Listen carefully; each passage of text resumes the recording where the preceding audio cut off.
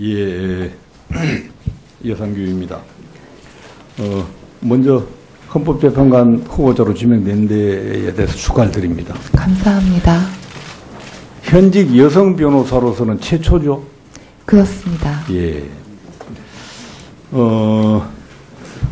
이렇게 그 정부나 기업에서 여성이 고위직에 오르는 것이 상당히 어려운 것이 현실이죠, 우리나라.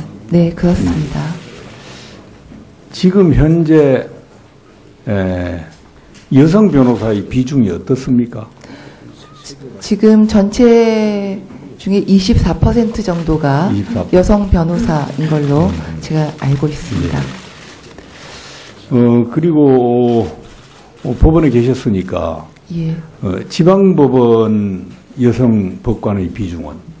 제가 기억은 잘 안 됩니다만 한 대충 20~30% 그 사이라고 알고 있습니다. 고법이나 대법으로 올라가면서 현재의 그 비중이 떨어지죠? 예. 5%가 채 안 된 3~4% 정도인 걸로 알고 있습니다. 뭐 검찰도 마찬가지고요. 네. 지금 부부가 법관이었죠? 네.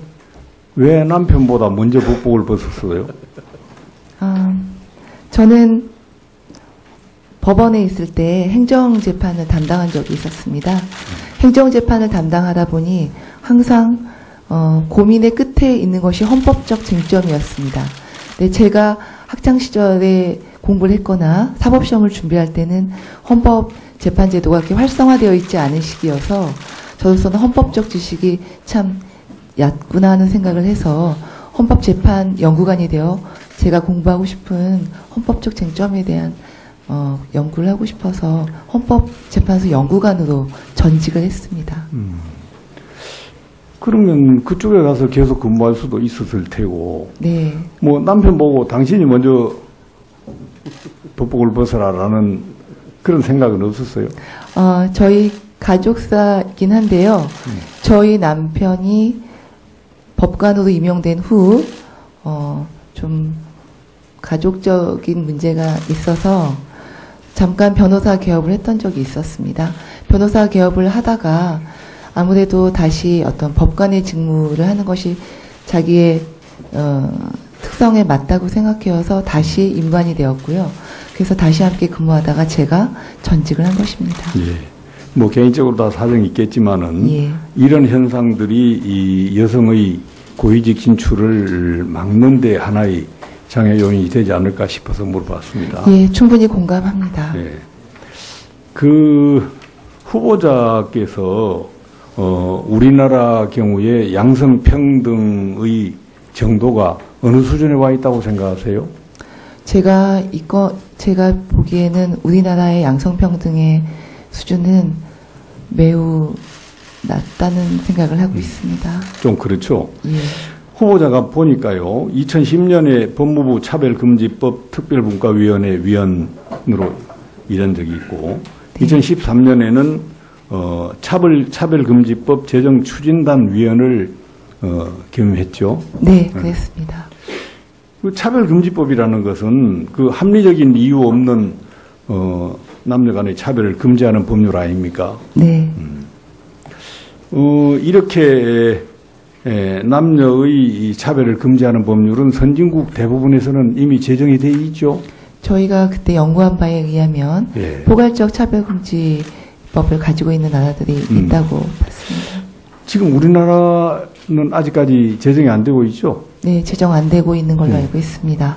그 후보자께서 그렇게 많이 노력을 하고 그리 했는데 아직도 제정되지 못하고 있는 이유가 어디에 있다고 생각하세요? 일단 이 차별금지법의 제정은 법무부인 정부에서 추진하는 것이었습니다.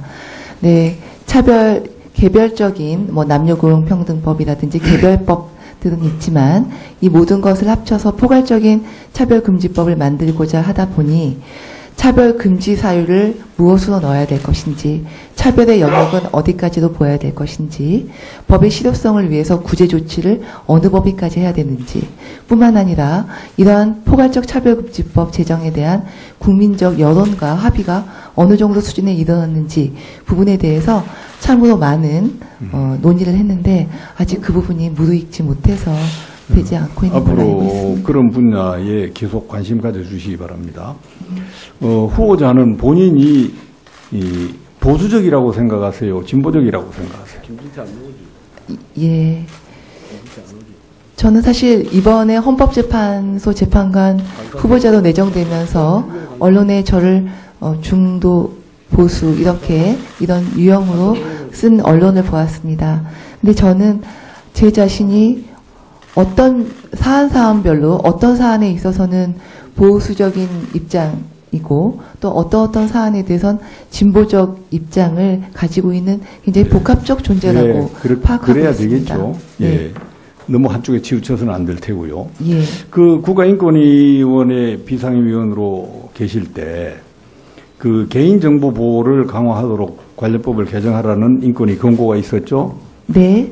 예. 그 정기통신사업법 83조 3항 그거 삭제하라는 그런 권고였죠. 예. 예. 그것도 들어있죠. 예. 그런데 후보자께서는 이게 통제를 강화할 필요는 있지만은 그렇게 될 경우에 수사를 지연시킬 수 있다라면서 소수 의견을 냈어요. 그렇습니다. 지금도 같은 생각이십니까? 지금도 같은 생각입니다. 그 점에 대해서 인권의식이 좀 부족한 것 아닌가라고 하는 비판적 견해가 있는 것 같아요. 네. 반론을 제기 한번 해보세요. 예. 물론 어떤 견해든 비판할 수 있고 또 그 비판을 통해서 견해가 건강하게 발전한다고 생각합니다. 근데 저 같은 경우는 그 통신 자료의 수사기관의 어떤 이용에 관해서 그 부분을 판단할 때 그 생각을 제일 먼저 했습니다. 오원춘과 같은 흉악범에게 잡혀있는 국민의 입장에 있을 때 과연 어떠한 제도를 구현하는 것이 사익과 공익을 조화할 수 있을까? 그 생각을 했을 때 저로서는 적어도 통신 자료에 해당하는 간단한 자료만큼은 수사 목적을 위해서 영장 없이 이용하게 하고 사후 통제 자체로서 고지할 수 있도록 하는 것이 맞지 않는 게 아닌가 하는 소신을 갖고 판단했습니다. 예, 여성기 의원님 수고하셨습니다. 아마 이 자리에 참석하신 위원님들 중에 청문회 경험이 가장 많으시고 또 국회 인사청문회 관련된 저서까지 펴낸 이춘석 의원님 멋진 질의해 주시기 바랍니다. 예, 전북 익산 출신의 더불어민주당 이춘석 의원입니다. 그 후보자께서 내신 소득 자료를 보니까 예. 로펌에서 연간 수억 원대의 급여와 상여금을 받으셨습니다. 네. 예, 제가 합산을 해보니까 네. 6년 동안 26억 원을 받으셨어요. 네. 그러면 이 금액은 평균을 내더라도 4억이 넘는 금액입니다. 네. 그런데 거기에 대해서 후보자께서 이렇게 답변을 하셨어요. 고위 법관들이 로펌에 들어가는 것에 대해서 재직 기간 중 쌓은 경험과 능력을 발휘한다는 측면에서 좋은 면도 있다라고 하셨습니다. 네. 이러한 소득 금액이 후보자가 생각하기에 그런 경력과 능력을 고려했을 때 적정한 금액이다라고 판단하십니까? 제가 받은 금액이 고위 공직자 변호사님이 받은 금액과 예 무슨 말씀인지 알겠습니다. 저로서는 어느 금액이 그분의 전문적인 것과 부합해서 적정하다는 판단을 잘 하지는 못하겠습니다만 보통 1년에 4억 정도의 소득이라면 고액이라고 생각합니다. 아니 저는 4억이 아니라 10억을 받아도 되고 20억도 받아도 된다고 생각하는 사람입니다. 예. 능력이 뛰어나시니까 뭐 예. 본인들이 그런데 네. 국민의 세금으로 그런 능력과 경험을 쌓은 공직자들이 예. 전관 이유로 자신의 사익을 취해요. 네. 그리고 일반이 상상할 수 없는 금액의 돈을 벗습니다. 네. 그러면 돈 벌으시면 돼요. 네. 그런데 이 공직에 계셨다가 로펌으로 가신 후보자들이 많은 금액을 받는데 네. 그냥 열심히 돈 버시고 사시면 저 아무 말도 안 드립니다. 네. 그런데 공직 그만두시고 이 로펌에서 기업체를 대변하고 또 거기서 경력을 쌓아요. 후보자 같은 경우는 서울 고판사 퇴직하시고 로펌에 가신 이후에 법제처 법령해석심사위원, 국세처 조사법률 고문, 각 부처 인권위원회 인권위 상임위원 다 하시면서 정부 쪽의 인맥 다 쌓으시고 로펌에서 돈 열심히 버시면서 기업의 이익을 충실하게 대업하신 분이 그냥 그렇게 쭉 사시면 아무 문제가 없는데 다시 헌법재판관이라는 공직을 옵니다. 이 국민의 인권을 책임져야 하는 것에 저는 이러한 이 쳇바퀴식 이게 정말 문제가 있다고 생각을 합니다. 정무위를 하면서. 그래서 제가 후보자께서 사법고시에 수석학교 가셔서 모의관직 시골을 하셨더라고요. 네, 한겨레 기억나십니까? 네, 기억. 후보자께서는 이렇게 말씀을 하셨어요. 네. 출세를 위해서 사법시험을 본 것이 아니라 우리 사회가 안고 있는 여러 구조적인 문제들을 해결하기 위해서 법조인이 되고 싶었다라고 쓰셨습니다. 맞습니다. 그렇다면 과연 로펌에 계시면서 이런 빈부격차와 구조적인 문제들을 해결하기 위해 일관되게 해오신 일이 있으시거나 기여하신 바가 있으면 말씀해 주십시오. 저도 이번 일을 기회로 28년 전에 저와 만나는 그런 계기가 됐었던 것 같습니다. 22살에 제가 생각했던 그 마음은 지금도 변치 않고 있습니다. 다만 28년이라는 세월을 살면서 제가 사법연수생, 아니 그 얘기는 예. 다 알고 있고요. 예. 그 로펌에 근무하는 기간 중에 내가 적어도 네, 이런 구조적인 문제 어려운 사람들을 위해서 이 부분 한번 노력했다 하는 게 있으면 한번 하나라도 얘기 말씀해달라는 얘기입니다. 그럴까요? 저는 사실 어떤 남편을 잃고 시댁과 재산 분쟁을 했던 어떤 의뢰인이 생각이 납니다. 그 의뢰인의 남편은 만두를 빚는 분식점 주방장이었는데요. 아니 그걸 제가 다 들을 예, 수는 예. 없습니다. 맞습니다. 그래서 하여튼 그 어려운 네. 그 이혼 소송에 도와주셨다 네, 이렇게 이해하면 되겠습니까? 예, 그렇게 자, 이해해 주시면 될 것 같아요. 저는 다른 걸 다 봤어요. 그래서 대법원장께서 저는 후보자의 어떤 경력을 보고 헌법재판관을 추천하셨을까라는 고민을 많이 했는데 저는 솔직히 납득이 잘 안 됩니다. 뭐 저는 후보자께서 재판관이 되실지 안 될지는 모르겠지만 그리고 특히 뭐 과거에 어떻게 살아왔냐도 중요하지만 지금은 어떠한 인식을 가지고 있나도 저는 굉장히 중요하다고 생각합니다. 어젯밤 늦게 후보자로부터 자료가 하나 왔어요. 네, 이 반포 미도 아파트 실제 거래가액보다 매입가를 낮게 신고한 거 맞죠? 저희도 어젯밤에 그 자료를 보내면서 확인했습니다. 예. 자, 이런 것을 속칭 다운 계약이라고 부른 것도 맞죠? 예. 근데 그 당시에는 실거래 제가 그 부동산 중개업소에 맡겼고 그 당시에는 실거래가 신고 제도가 없었던 것으로 제가 자요. 알고 있습니다. 제가 그래서 물어보는 겁니다. 후보자한테. 네. 이런 것을 다운 계약을 부른 건 맞죠? 예, 맞습니다. 자, 저는 후보자 답변들을 보고 정말 놀랐어요. 예. 지금까지 후보자들은 다운 계약이 드러나면 뭐라고 말씀하시는지 아십니까? 예. 하여튼 그게 어떤 이유라더라도 국민들한테 그렇게 심려를 끼치는 부분들은 죄송스럽다는 말은 최소한 합니다. 네. 근데 후보자는 당당하게 뭐라고 표현을 하셨냐? 예. 실거래를 낮게 쓴 것은 맞지만 그 때문에 아파트를 팔 때 실세 차익보다 더 많은 양도소득세를 냈다. 예. 라고 하셨어요. 그리고 방금 후보자께서 말씀하신 그 내용을 적어서 저한테 보내드렸습니다. 예, 예. 자, 지금 네. 실제 살 때 다운 계약을 했느냐 안 했느냐가 문제가 되는데 내가 그걸 팔 때 다운 계약했기 때문에 양도세 더 많이 냈다. 이게 답변입니까? 부적절한 답변이었던 것 같습니다. 뭐 살 때는 당연히 취등록세 당연히 인하받는 거 아닙니까? 네. 이거 국민들이 어떻게 이해하겠어? 나는 아무리 생각해도 이해할 수 없어요. 그러면 지금까지 다운 계약서 작성했다고 이 자리에 서셔가지고 국민들한테 죄송합니다, 송구합니다라고 하신 분들은 네. 다 바보, 천치입니까? 예, 매우 제가 어제 급하게 그 답변을 하는 와중에서 국민 여러분께 그분에 대한 반성적인 태도는 보이지 못한 채 제 변명만 하게 된 부분은 정말 저는 이제 잘못한 오후에 것 인권위에 후보자께서 내신 의견들이라든가 이것들도 제가 확인을 하겠지만 예, 저는 적법하고 일반적이면 괜찮다 하는 게 사실은 더 큰 문제라고 생각합니다. 네, 헌재는 지금까지의 법 해석을 바꾸는 기관이에요. 법 해석을 충실하게 해석하려고 하면 헌법재판도 없어도 돼요. 그냥 대법원으로도 충분하다고 생각합니다. 그런데 그렇지만 이 우리나라가 갖고 있는 적극적인 미래가치, 소수자의 인권을 보호하기 위해서 어떤 방향으로 나아가느냐 하는 최종적인 판단을 하는 것이 헌법재판관의 역할이라고 생각을 합니다. 이러한 판단을 할 때 관행적으로 했기 때문에 그때는 문제가 없었기 때문에 아무 문제가 없지 않습니다라고 강변하는 네. 후보자 태도가 정말 헌법재판관의 태도에 적합한지에 대해서 예. 오늘 이 자리에서 충분한 해명을 해주셔야 합니다. 그에 대한 확답이 없으면 저는 헌법재판관 지금까지 살아온 행태에 비추어서는 헌법재판관으로 적합하지 않다는 개인적인 생각을 합니다.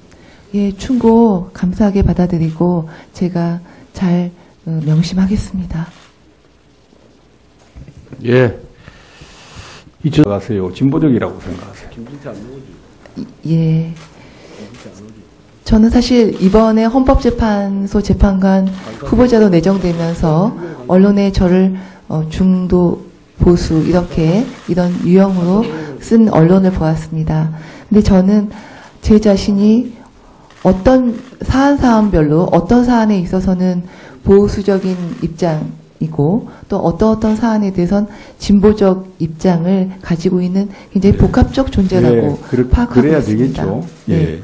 너무 한쪽에 치우쳐서는 안 될 테고요. 예. 그 국가인권위원회 비상위원으로 계실 때 그 개인정보 보호를 강화하도록 관련법을 개정하라는 인권위 권고가 있었죠. 네. 예. 그 정기통신사업법 83조 3항 그거 삭제하라는 그런 권고였죠. 예. 예. 그것도 들어있죠. 예. 그런데 후보자께서는 이게 통제를 강화할 필요는 있지만은 그렇게 될 경우에 수사를 지연시킬 수 있다라면서 소수 의견을 냈어요. 그렇습니다. 지금도 같은 생각이십니까? 지금도 같은 생각입니다. 그 점에 대해서 인권의식이 좀 부족한 것 아닌가라고 하는 비판적 견해가 있는 것 같아요. 네. 반론을 제기 한번 해보세요. 예. 물론 어떤 견해든 비판할 수 있고 또 그 비판을 통해서 견해가 건강하게 발전한다고 생각합니다. 근데 저 같은 경우는 그 통신 자료의 수사기관의 어떤 이용에 관해서 그 부분을 판단할 때 그 생각을 제일 먼저 했습니다. 오원충 적이 있고 네. 2013년에는 차별금지법 제정추진단위원을 겸임했죠. 네, 그랬습니다.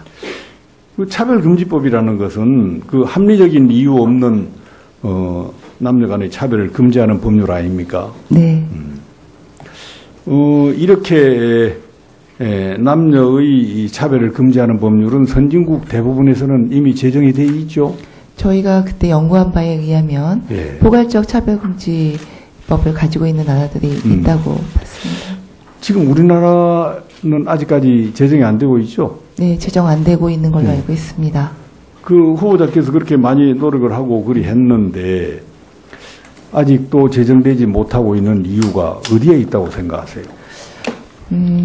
일단 이 차별금지법의 제정은 법무부인 정부에서 추진하는 것이었습니다.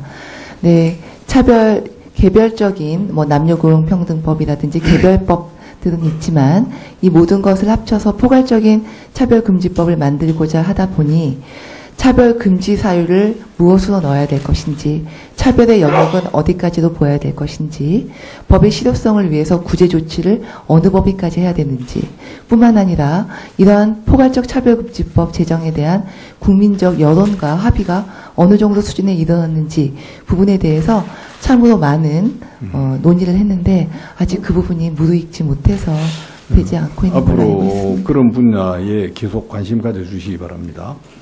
후보자는 본인이 이 보수적이라고 생각. 예, 여상규입니다. 먼저 헌법재판관 후보자로 지명된 데에 대해서 축하를 드립니다. 감사합니다. 현직 여성 변호사로서는 최초죠. 그렇습니다. 예. 이렇게 그 정부나 기업에서 여성이 고위직에 오르는 것이 상당히 어려운 것이 현실이죠, 우리나라. 네, 그렇습니다. 지금 현재 여성 변호사의 비중이 어떻습니까? 지금 전체 중에 24% 정도가 24%. 여성 변호사인 걸로 제가 알고 있습니다. 그리고 법원에 계셨으니까 예.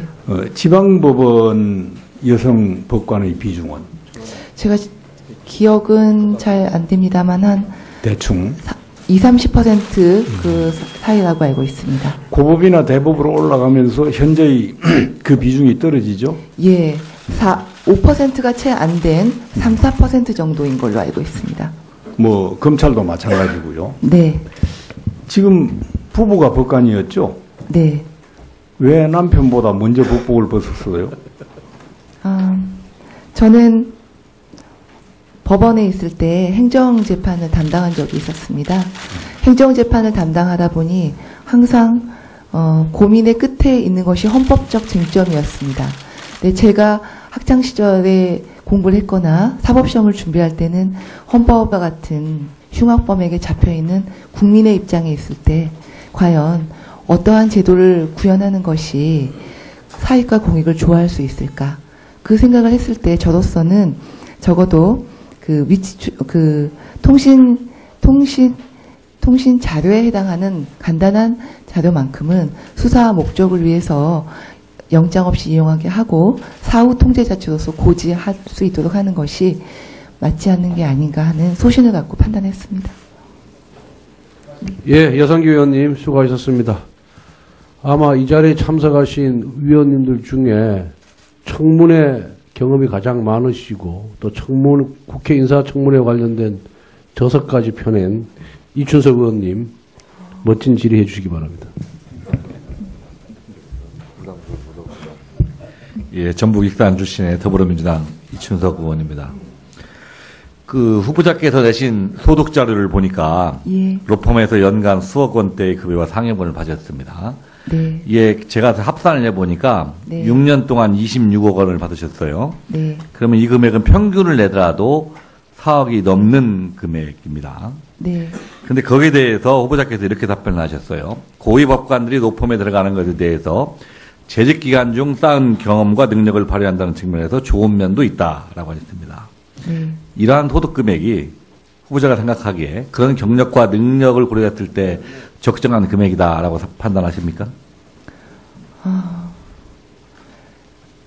제가 받은 금액이 재판제도가 그렇게 활성화되어 있지 않은 시기여서 저로서는 헌법적 지식이 참 얕구나 하는 생각을 해서 헌법재판 연구관이 되어 제가 공부하고 싶은 헌법적 쟁점에 대한 연구를 하고 싶어서 헌법재판소 연구관으로 전직을 했습니다.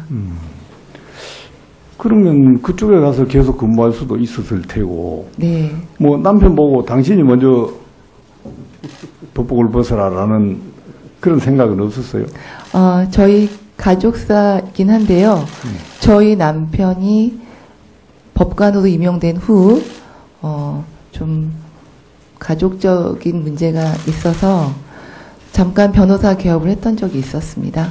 변호사 개업을 하다가 아무래도 다시 어떤 법관의 직무를 하는 것이 자기의 특성에 맞다고 생각해서 다시 임관이 되었고요. 그래서 다시 함께 근무하다가 제가 전직을 한 것입니다. 예. 뭐 개인적으로 다 사정이 있겠지만은 예. 이런 현상들이 이 여성의 고위직 진출을 막는 데 하나의 장애 요인이 되지 않을까 싶어서 물어봤습니다. 예, 충분히 공감합니다. 예. 그 후보자께서 우리나라 경우에 양성평등의 정도가 어느 수준에 와 있다고 생각하세요? 제가 보기에는 우리나라의 양성평등의 수준은 매우 낮다는 생각을 하고 있습니다. 좀 그렇죠. 예. 후보자가 보니까요, 2010년에 법무부 차별금지법 특별분과위원회 위원으로